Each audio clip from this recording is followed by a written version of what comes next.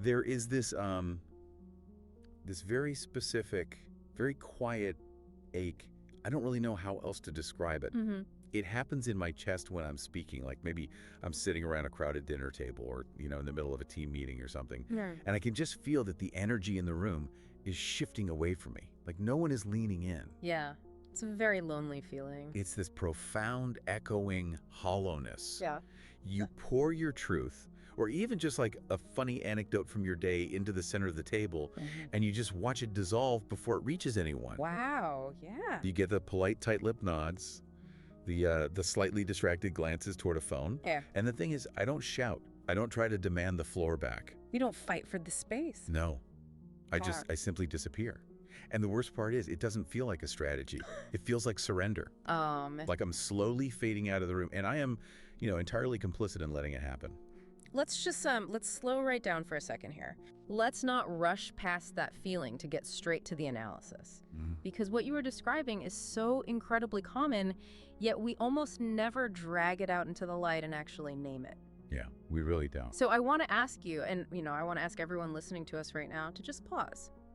Just notice what is happening in your physiology at this exact moment. In my body. Exactly. Just recalling that memory of disappearing. Where does that land in your body right now? It's incredibly heavy, but not everywhere. It's very localized. Okay, tell me about the geography of it. Is your throat involved? Definitely. Right at the base of my throat, it feels completely restricted, like a valve just tightened up. And my shoulders are physically curling inward. Like armor. Yeah. You're pulling your shoulders inward like armor against the vulnerability of being seen. If we listen closely, there is a somatic whisper in your gut right now, a deeply embedded nervous system response that says, it's safer this way, it's better to recede than to risk being left hanging. That is exactly what it feels like. So we are going to stay right here in this specific kind of uncomfortable space for our time together today, because we need to unpack this silent exchange, okay? Alrighty. You see, we don't keep finding ourselves in these situations where we are talked over or ignored simply because the world is inherently cold or indifferent. Right. We find ourselves here because we have subtly, unconsciously rehearsed turning away long before anyone else actually turns away from us. Okay, I have to admit, that is a really tough pill to swallow. I know, it is. The idea that I am rehearsing my own invisibility. Yeah. Because in the moment, it feels 100% external. Of course it does. It feels like the air just leaves the room and the audience fails me. But you're suggesting the rehearsal happens before I even open my mouth to tell this story. That's the crux of it, yeah. We have to move from the raw emotional experience of disappearing to understanding the actual physical mechanics of how it happens in real-time interactions. Okay, how does that work? Well, in Gestalt therapy, which for anyone listening who isn't familiar, is an approach that focuses heavily on the present moment, right? On the mind-body connection rather than just digging endlessly into your past. Right, staying in the here and now. Exactly. So we talk about something called the contact boundary. Contact boundary. Yeah. Think of it like a biological membrane. It's not a brick wall. It's a living, porous filter between yourself and the environment. Okay. It determines what you let in and what you put out. And here's the really difficult truth of human interaction.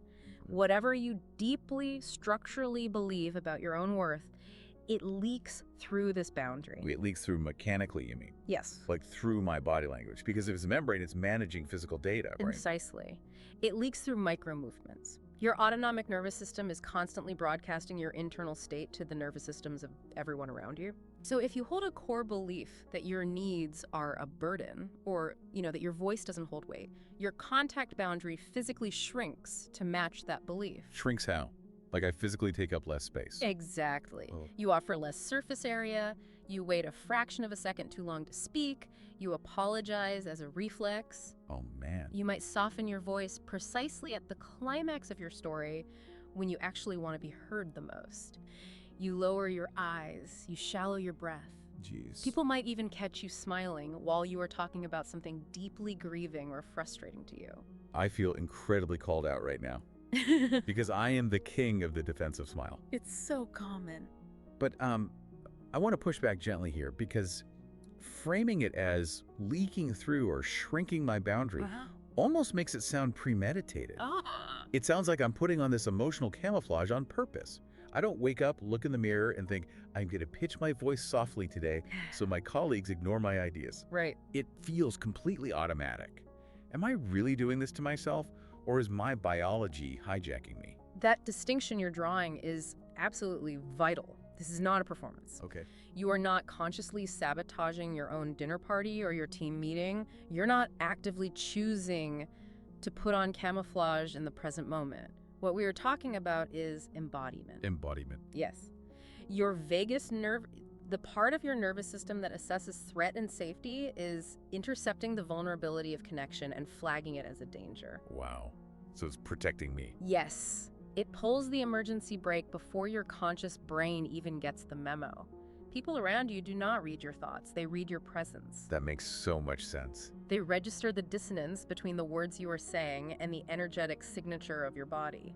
They feel the tremor beneath your calm or the apology beneath your opinion. So they're responding to the energy, not the words. Exactly. So we end up attracting what we embody, not what we intellectually want. We attract what we embody, not what we want. That's a gut punch. It's heavy, isn't it? It really is. Because what I think anyone listening wants when they speak up is connection. I want the shared laughter. I want to be seen. Of course you do. But my embodiment, this camouflage my nervous system deployed without my permission, is transmitting a totally different frequency. And if we follow that logic, it brings us to a fascinating threshold. Okay. If you aren't choosing this camouflage consciously and your nervous system is treating connection like a lion in the bushes, well, we have to figure out how your biology got wired this way in the first place. Right, because biology is incredibly efficient. It doesn't waste energy on defenses unless it thinks they are absolutely necessary. Exactly. So if my body is automatically shutting down the connection, there must have been a time when being invisible was the safest play. Exactly that. And to understand the mechanics of this, we look at the interrupted cycle of experience. Interrupted cycle, what does that mean? Well, human emotion and connection naturally move in an arc. There's the initial spark of arousal or need, followed by your awareness of that spark. Then you mobilize your energy, you take action, you make contact with the world or another person, you experience the satisfaction of that connection, and finally, you withdraw to rest. Like a wave. Yes, exactly, like a full deep breath that completes itself.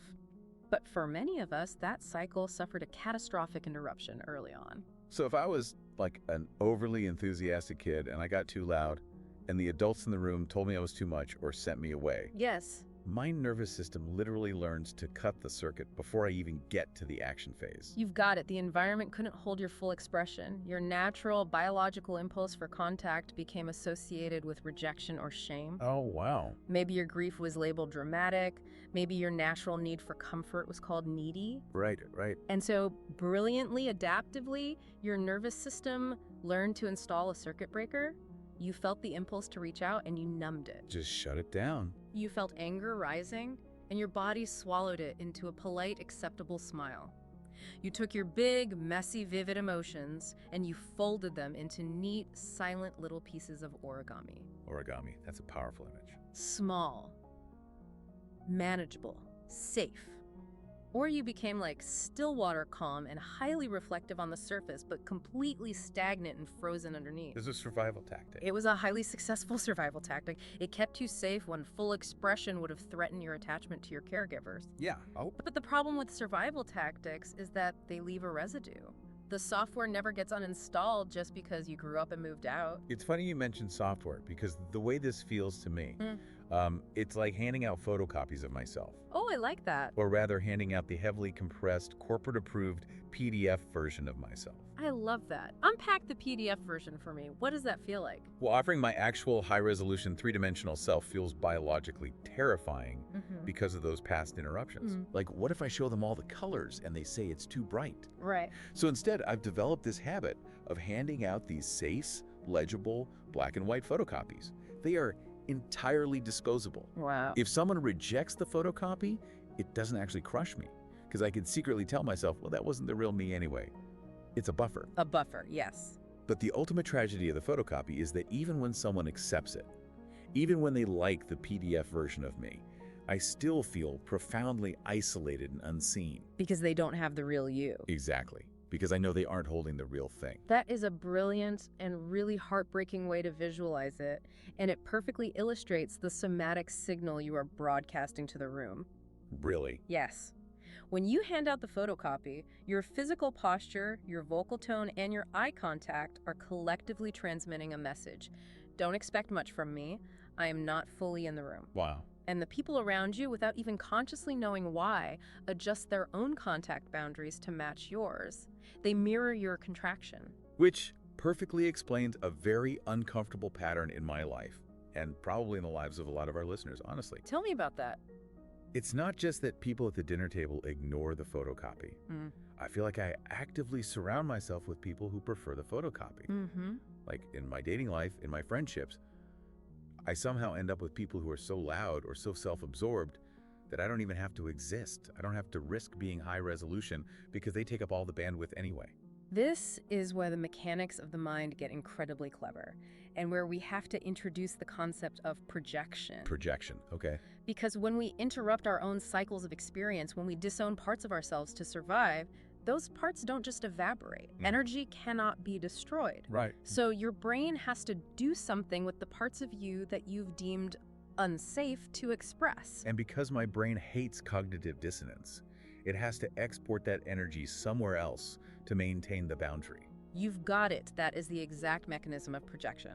If you had to completely disown your own natural need for care because asking for it was unsafe when you were young, that need is still humming in your nervous system. Yeah. To keep it safely outside your boundary, you project it onto others. You might look at a partner or a friend and judge them intensely for being clingy or demanding. Well, secretly, I want that. Exactly. While secretly, in the darkest part of your own heart, you are starving for the exact kind of holding you are judging them for. Oh, man. Or if you buried your own natural assertiveness to keep the peace, you will constantly find yourself working for or dating people you perceive as controlling. Because I'm projecting my own assertiveness onto them. Yes. You resent their dominance while entirely ignoring your own aggressive passivity. The deep, often painful irony of human relationships is that the people we attract are serving as living, breathing mirrors for our own disowned parts. Okay, I feel a really heavy weight right now, and I need to ask you a crucial question. Right. Because I can hear the gears turning for the people listening, and I want to be completely honest about how this lands. Please, bring it all the way in. If what you're explaining is mechanically true, if my hunched shoulders and shallow breath are literally signaling the world to ignore me, and if I am unconsciously attracting narcissistic or dismissive people to act as mirrors for my own suppressed voice, how is this not just sophisticated victim blaming? It sounds dangerously close to saying it's your fault you're being ignored at work or neglected in your relationship. You asked for it with your vagal tone. I hear the friction in that question, and it is the most important pushback you could offer. We absolutely must separate this mechanism from blame. Okay, because it feels very blame heavy. I know, but blame is a dead end. Blame is a heavy, backward-looking judgment that implies moral failure. What we're mapping out here is not blame, it is responsibility. And I mean that in the most literal, hyphenated sense of the word responsibility. Your ability to respond. My ability to respond to the programming. Exactly. Think of it like this. You did not write the original code. You didn't choose the early environment that forced you to compress yourself into a PDF. Right. I was just a kid. You didn't choose the painful interruptions. But you are the one running the software today. You are the only one with admin access to your nervous system right now. Right. And the incredibly liberating flip side of this realization is that because your biology is participating in the dynamic, you have the power to change the dance. So I'm not powerless. Exactly. If it was purely the external world doing this to you, you would be a powerless victim of circumstance. But because your contact boundary is a living membrane that you are actively, albeit unconsciously, maintaining, you can learn to soften it. Okay. That feels fundamentally different than blame. It's the difference between being at fault for a car crash and being the only one holding the steering wheel now. Beautifully put, yes. It feels daunting, but incredibly hopeful. So the obvious next question is the how. How do we update software that is baked into our muscle fibers and our breath? Right, the million-dollar question. Because I can tell you right now, I have tried the pop psychology route. I have stood in my bathroom, looked in the mirror, and shouted positive affirmations. Oh, the affirmation. I am a lioness, I command the room, and I just look like a maniac waiting for my coffee, and my nervous system completely rejects it. Feels hollow. And your nervous system should reject it. Really? Yes, because shouting affirmations into a mirror is just trying to update the software by screaming at the monitor. That's a great analogy. The autonomic nervous system does not speak the language of willpower or logic. It does not care about your positive mantras. It only updates through lived somatic experience. It needs proof. It needs physical proof of safety, so we have to bypass the cognitive cheerleading and move into the present moment. We practice what we might call micro acts of reclamation. Micro acts of reclamation. I like the sound of that because micro sounds achievable. It is. What does that actually look like in practice? Let's go back to the thinner table. The conversation shifts. I feel the urge to retreat. My throat tightens. What is the micro act? Well, the instinct is usually to aggressively fight the urge or to overcompensate by forcing yourself to loudly perform confidence, which just creates more internal stress. Oh, definitely. It feels so fake. The micro act is simply bringing awareness to the interruption itself. You drop your attention below the narrative in your head, below the thought that says they don't care about my story, and you just feel the physical shape of your own withdrawal. So instead of judging the shutdown, I just become an observer of it. You observe it and you name it internally. You might quietly say to yourself, I'm feeling the physical impulse to shrink right now. My throat is tight. Something in my body is perceiving danger. It's almost like acknowledging a frightened kid in the back seat instead of just ignoring them and turning the radio up. Yeah. By saying, I feel the impulse to shut down, I'm stepping outside of it. Exactly. The moment you name the sensation, you are no longer entirely consumed by the pattern. You are sitting with the pattern. And from that tiny wedge of space, new biological choices emerge. Like what? You don't have to suddenly become the most charismatic person at the table. The micro act of reclamation might simply be taking one intentional breath that goes all the way down into your belly, overriding the shallow chest breathing. Just a breath. Or it might be physically placing a hand flat on your own thigh under the table to feel the solidity of your own body. Or if someone talks over you, it might be the gentle but firm act of saying, hold on, I just need a moment to finish my thought. It's about completing the cycle of experience. Letting the energy actually move through the system instead of swallowing it. That is the whole game. A core tenet we look at is that what is not expressed is not resolved. Unfinished business doesn't just vanish into the ether. Every time you bit your tongue to keep the peace, every time you smiled when your boundaries were crossed, that mobilized energy didn't disappear, it loops. It just stays in the body. It forms a constant background hum of anxiety or resentment. Bringing physical awareness to your body in the present moment is the first act of finally completing those old, looping cycles. It sounds so beautifully simple, and yet, sitting here, I realize how incredibly difficult it is. It's the work of a lifetime. Because relying on micro acts means giving up a very seductive fantasy. It means giving up the illusion that someone else, a perfect partner, a brilliant boss, an incredibly attentive dinner guest, is going to walk into the room, magically see through my camouflage, and save me. Yes. It means I have to stop outsourcing my right to exist to someone else's recognition. That is precisely the threshold you and everyone listening are standing on. It means I just have to sit there with all my awkwardness, my fear, and my habitual urge to shrink, and quietly say to myself, I am fully in this room and I am not leaving. Yeah. I can't wait for the audience to validate my presence. Yeah. I have to validate it somatically. And you have to let yourself feel it. Let your physical being breathe through those old survival beliefs until the beliefs themselves become obsolete. When you are truly anchored in your own present experience, even if that experience is uncomfortable, you don't need to force yourself to believe you matter. You just experience your own mattering. Wow. You stop waiting to be chosen by the room and you start choosing yourself in the way you occupy your chair, the way you regulate your breath, and the way you hold your own gaze. I can actually feel a shift just breaking down the mechanics of this. It's like the valve in my throat loosened just a fraction because the mystery is gone. Yeah. It's just biology and awareness. Hold on to that physical shift. Let your body memorize what that loosening feels like. And for you listening, I want to offer an experiment for tonight. A micro act for the listeners. Exactly. Not homework, but an invitation to play with your own biology.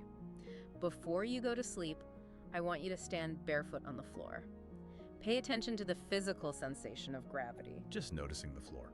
Feel the actual solidity of the ground beneath you, and notice that it holds your entire weight without you having to perform or be interesting or earn it. And then I want you to look into a mirror. But not to critique the packaging. No, not to fix your hair or scrutinize your skin or shout positive affirmations at your reflection. I want you to look directly into your own eyes, to truly make contact with yourself and gently acknowledge your presence. What do they say? Say aloud, I matter, even when no one notices. I matter, even when no one notices. Notice what happens in your body when you say it. Your voice might shake, your chest might tighten. But if you stay with it, something very deep in your nervous system will register that you are finally stopping the rehearsal of turning away. You are finally actively seeing yourself. I love that this is grounded in practice, not perfection. Because I know this isn't a straight line. I know I'm going to walk into a meeting next Tuesday and immediately hand out a PDF version of myself. I will absolutely shrink again. You will. You are going to shrink again. You are going to swallow your words again, and that is completely okay. It's okay. Yes. Transformation is not a state of being perfectly, robustly embodied 100% of the time. Transformation lives in the return. The return. It lives in catching yourself mid-withdrawal, feeling the tightness in your throat, taking a breath and saying, there's that old survival tactic, but I'm still here.